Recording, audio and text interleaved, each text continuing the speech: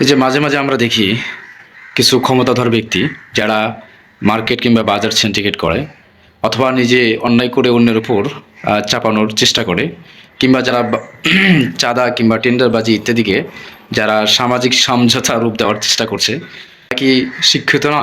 তারা কি বিবেক বুদ্ধিমান মানুষ না? যখন একজন মানুষ সে নিজের বিবেক বুদ্ধি হারিয়ে ফেলে, তখন মূলত সে নিজের মানুষত্বকে হারিয়ে ফেলে। তখন সে একটা পশুর স্থানে চলে যায়।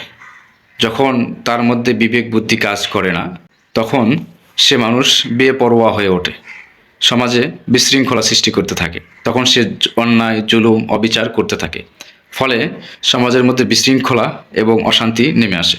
আর এটা যদি হয়ে থাকে সমাজের নেতৃত্ববান মানুষদের মধ্যে থেকে, তাহলে তো কোনো কথাই নেই। সেই সমস্ত মানুষরা সমাজের জন্য একটা কাঁটা হয়ে দাঁড়ায়।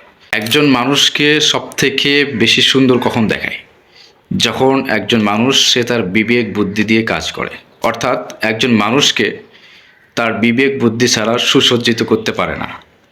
একজন মানুষ যখন সে তার শিক্ষার লেবাস কিংবা জ্ঞানের লেবাস পরিধান করে, তখন সে মানুষকে দেখতে সুন্দর লাগে। অর্থাৎ একজন মানুষ এর সুশিক্ষার লেবাস বা পোশাক ছাড়া সে মানুষকে অন্য কোনো জিনিস সব থেকে বেশি সুসজ্জিত করতে পারে না।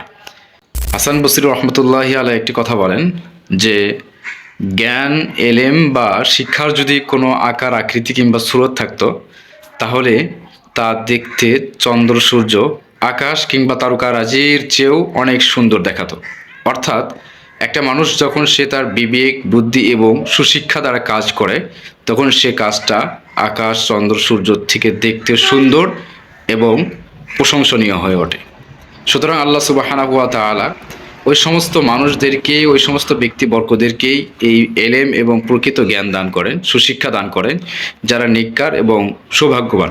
পক্ষান্তরে ওই সমস্ত ব্যক্তি যারা বদকার, হতভাগা, তাদেরকে আল্লাহ সুবহানাহু ওয়া তাআলা কখনো এলেম কিংবা সুশিক্ষা দান করেন না। কারণ মানুষ নিজের বিবেক বুদ্ধি দ্বারা আল্লাহ সুবহানাহু ওয়া তাআলার পরিচয় লাভ করে এবং সে তার জ্ঞান, এলেম দ্বারা আল্লাহ সুবহানাহু ওয়া তাআলার অনুগত্য করে থাকে। তো একজন মানুষ যখন সে তার রবের পরিচয় পায় এবং তার আনুগত্য করে, তখন সে মানুষ কখনো চাঁদাবাজি, অন্যায়, জুলুম, সিন্ডিকেট করতে পারে না। সুতরাং আমাদের উচিত হবে আমাদের বিবেক বুদ্ধি এবং সুশিক্ষাটাকে সমাজে প্রয়োগ করা। নতুবা এর বিপরীতে যদি আমরা করে থাকি, তাহলে আমরা হয়ে যাব বা সেই সমস্ত ব্যক্তি যারা তাদের বিবেক বুদ্ধি হারিয়ে সমাজে কাজ করে, তারা হয়ে যাবে সমাজের জন্য একটা কলঙ্ক। এবং সর্বোপরি তারা সেই সমাজ কিংবা সেই রাষ্ট্রের মানুষের কাছে একদিন অপমানিত হবে, লাঞ্ছিত হবে।